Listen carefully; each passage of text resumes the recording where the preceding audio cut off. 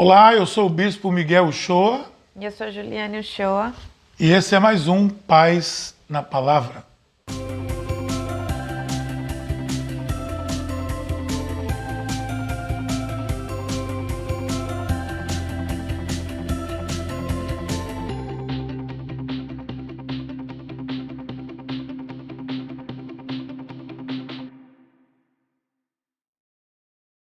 Então, hoje nós estamos começando mais um sábado, mais uma semana de estudo e dessa feita continuamos com Salmodiando. Estamos estudando os Salmos.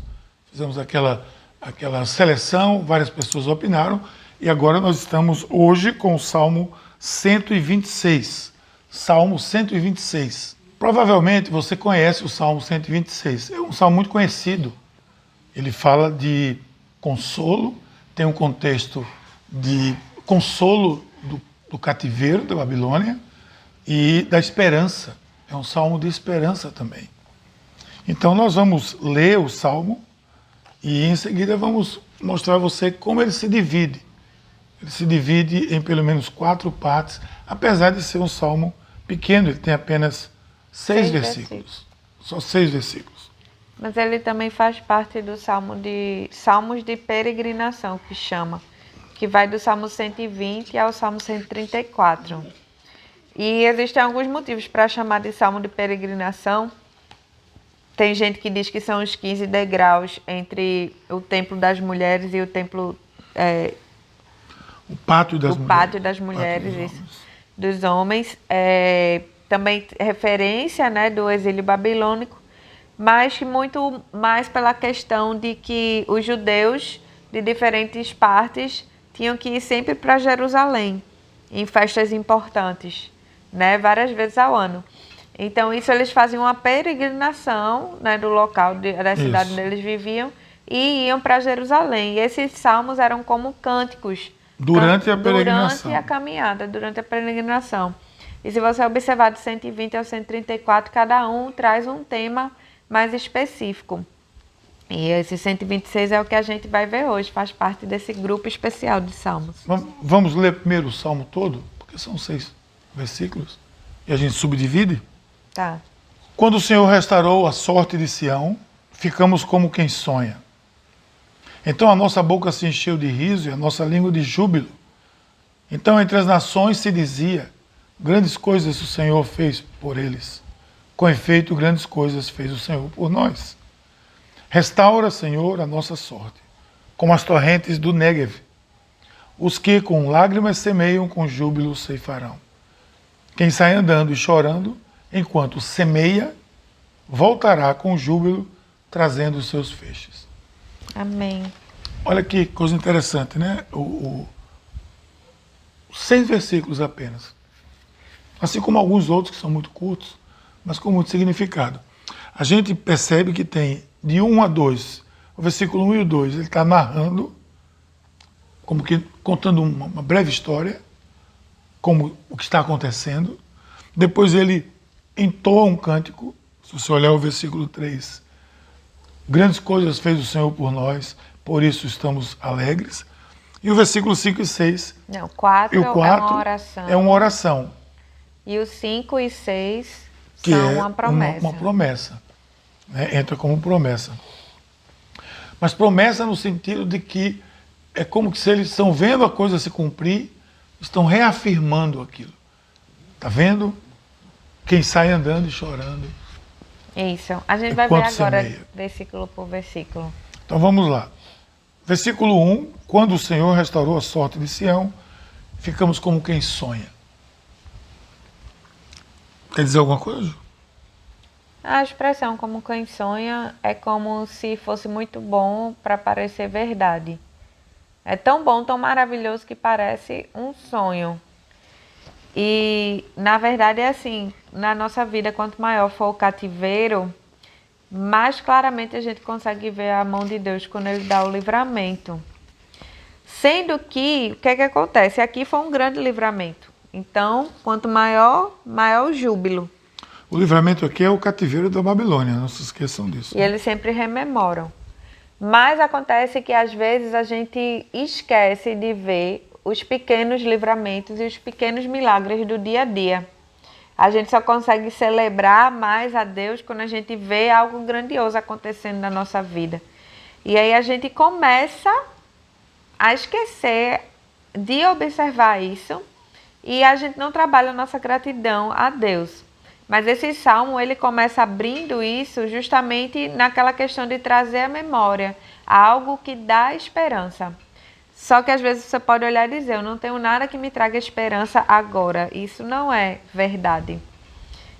A gente acordou hoje, né? A gente está respirando.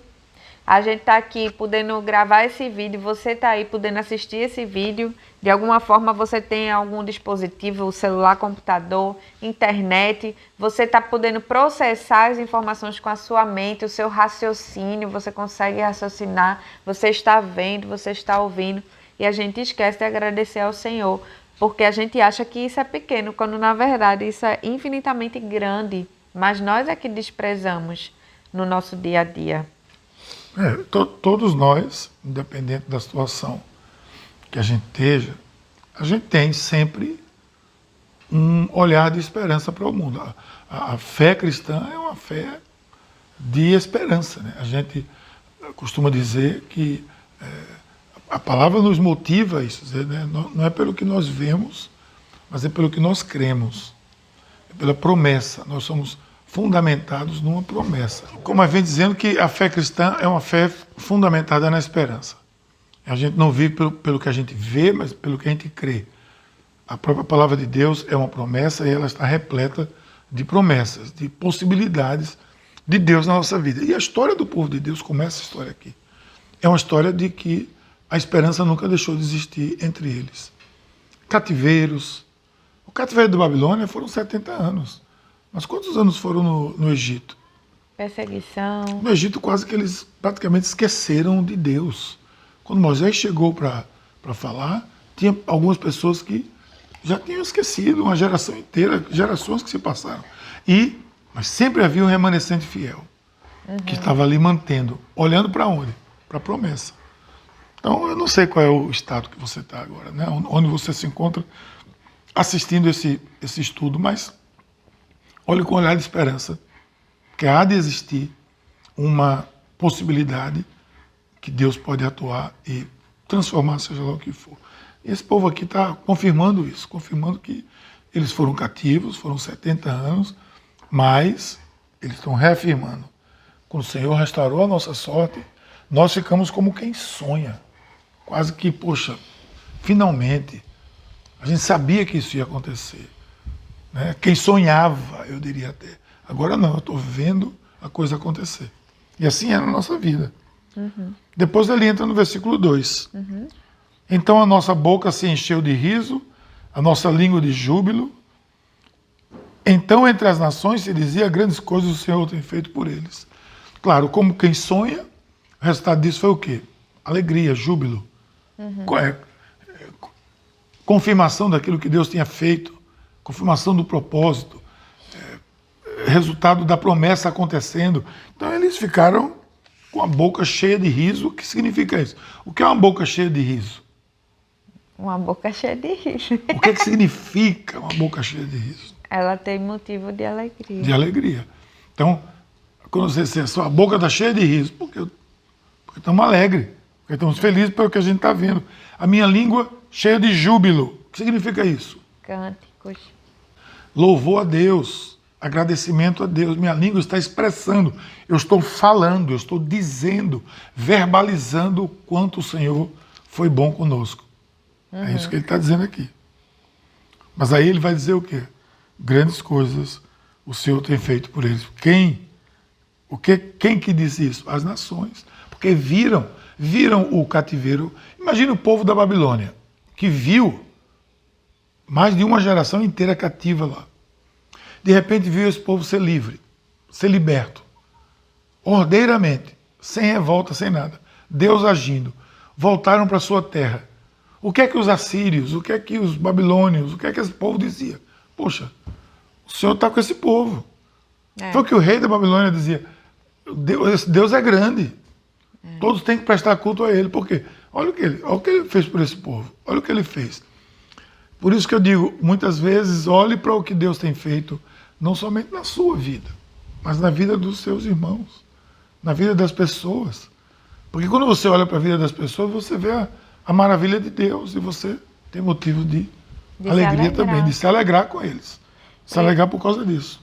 Trazendo para o nosso dia, né, quando a gente estudou o salmo anterior, que diz assim, um versículo, onde o teu Deus está, e agora esse versículo fala, todos reconhecem a grandeza de Deus. Então, gente, por mais que você esteja passando um período que pareça que as pessoas têm motivo para dizer assim, onde o teu Deus está, Isso. Na realidade vai chegar o dia em que as pessoas vão olhar e vão dizer assim, meu Deus, que grande Deus é o Deus dessa pessoa. E você vai poder encher a sua boca de riso. Mas, na realidade, esse versículo também traz uma coisa. Lá no Evangelho diz que a boca fala do que o coração está cheio. A nossa boca cheia de riso significa que o nosso coração está cheio de riso. Como o nosso coração pode estar cheio de riso, mesmo quando a gente está num tempo de espera e de deserto? Quando nós conhecemos Deus. Isso. Porque aí a gente se alegra pelo que Deus é. E não necessariamente pelo que Deus está ou não está fazendo. Porque aqui eles estão no resultado, mas eles passaram quanto tempo sem ver ainda a promessa ser cumprida? Ou vocês acham assim, que enquanto a gente está no deserto, aí a gente vai ficar o quê? Magoado com Deus, chateado com Deus. Aí quando ele vem e derrama a bênção, diz, ai Deus, eu te amo, querido. Não.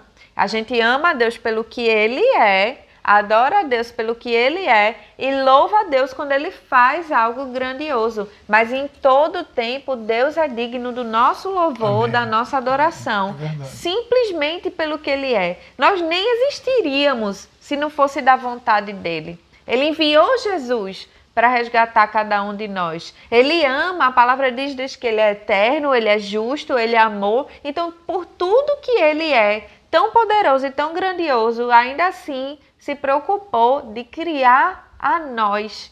Se preocupou com o nosso nascimento, contou os nossos dias, nossos fios de cabelo, Ele sabe quantos são. Então, só pela essa grandiosidade de Deus, a gente já tem motivo para encher a nossa boca de riso, porque o nosso coração vai estar cheio de riso, porque o Senhor existe. E olha o que acontece no versículo 3, que agora já não é mais o povo dizendo. São eles mesmos dizendo. De fato. É o cântico, né? De fato. É verdade. Com efeito. Grandes coisas fez o Senhor por nós. Por isso estamos alegres. Eles estão não somente reconhecendo, mas estão concordando com o que os outros estavam vendo e dizendo. Então, na realidade, eles estavam agora, como eu disse, simplesmente, os outros falando. não os outros falando, mesmo. mas agora eles estão concordando com o espanto dos outros. Uhum. É isso mesmo. Vocês estão vendo? Com efeito, o Senhor fez grandes coisas por nós. É por isso que a gente está alegre. Porque talvez as pessoas estão por que essa alegria toda? Alguém pode perguntar para você, por que essa alegria toda? Por que você está com esse sorriso nos lábios? Por que você está com essa alegria toda? Porque grandes coisas tem feito o Senhor por nós. Esse grandes é muito relativo. Para eles foi a libertação de um grande cativeiro. Para mim pode ser a libertação de algo que a mim me custa. Mas para alguém, relativamente, nem é algo tão importante. Mas para mim é. Uma cura, sempre será uma libertação, uma cura, uma vitória, uma decisão, uma negação, você negar alguma coisa que vem tentando lhe importunar, você rejeitar. No poder do Espírito. No poder do Espírito. São várias coisas, né? E nesse versículo, uma coisa que Deus me ministrou foi o seguinte: Deus é digno de todo reconhecimento. Aqui eles verbalmente estão reconhecendo. De fato, isso é um reconhecimento. O Senhor fez. Isso é um reconhecimento. Sim. Porque quantas vezes Deus faz coisas e a gente não reconhece? Especialmente quando é no nosso dia a dia. A gente não para reconhecer. O que é que acontece? Muitas vezes isso vem lá da infância, algum momento, uma experiência que a gente teve. Às vezes você criança, que você fez uma coisa com todo capricho, mostrou, ninguém reconheceu, ninguém olhou, ninguém deu valor. Você cresceu, você se esforçou no trabalho e aí você tá lá e o seu chefe nunca chegou para você para lhe dar um elogio, né? Sua família, ninguém nunca reconheceu os seus talentos e você tem a impressão de que não adianta fazer nada porque ninguém vai reconhecer e você acaba por aprender que na realidade o comportamento certo é não reconhecer nada de ninguém, Mas isso é totalmente deturpado, porque nós precisamos sim reconhecer nos outros. A palavra de Deus diz que é melhor honrar ao próximo do que a si mesmo. Então, é uma cultura que a gente precisa cultivar, porque é que o povo de Deus reconhece o seu Senhor. Nós, como povo de Deus, precisamos reconhecer o nosso Senhor. Precisamos dar louvor a Ele em todo o tempo. E muitas vezes você está conversando com alguém e quando você convence alguém, a pessoa, não, de fato, eu reconheço isso. Porque houve argumento. Mas o nosso maior argumento é a ação de Deus na nossa vida. E na vida da igreja, na vida do povo de Deus. É a ação de Deus ao longo da história. Não é apenas um episódio isolado ou episódios isolados. É o contexto do propósito de Deus se realizando como um todo ao longo da história. É verdade. Mais de 2000 anos de igreja perseguida após Jesus e a igreja continua avançando. E pelo fato da igreja estar avançando, você foi alcançado.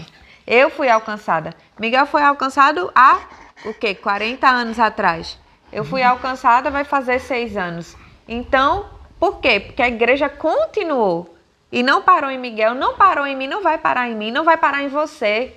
Vai ser eterno. Tem que ter essa noção da história. A igreja, gente, todas as organizações, instituições, ela é a igreja ela é a única que viu tudo isso. Isso. Ela viu os impérios crescerem, caírem, ela viu o Império Romano subir, ser o grande, viu o Império Babilônico ainda, o Império Persa, viu os impérios, viu o Império do Terceiro Reich, viu tanta coisa nesse mundo, caíram e ela continuou.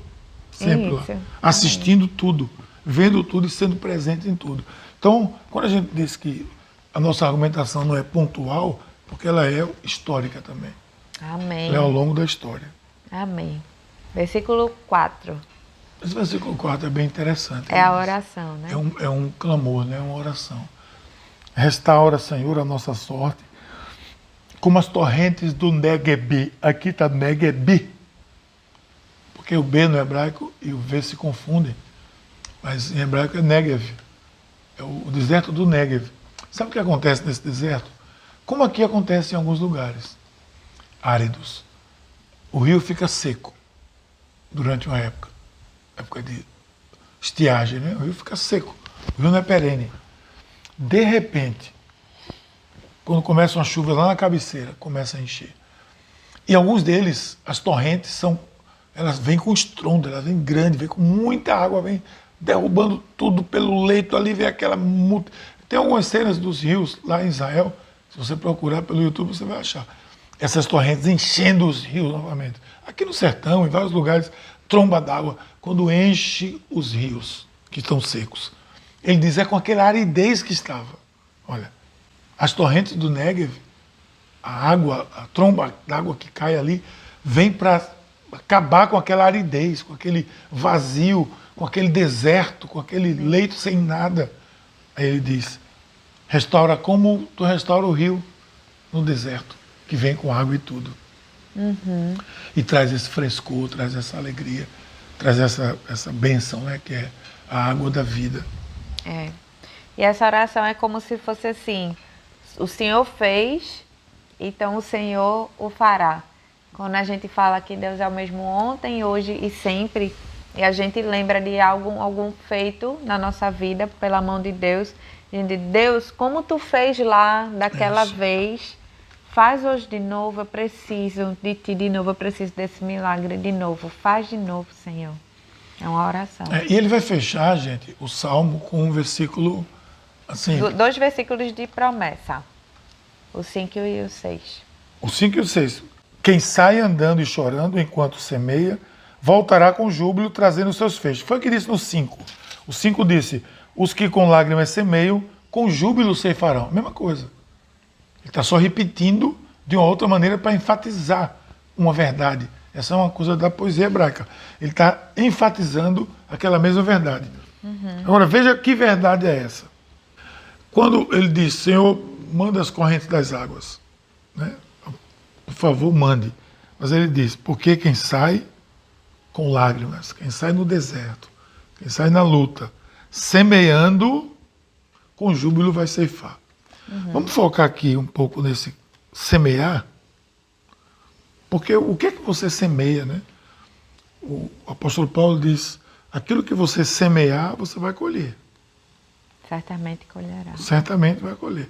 Deus não se deixa escarnecer. Aquilo que o ser humano, que a pessoa, que o homem plantar, semear, ele vai colher. Se ele plantou isso, ele vai colher isso. Se ele plantou ódio, ele vai colher ódio. Se ele plantou amor, ele vai colher amor.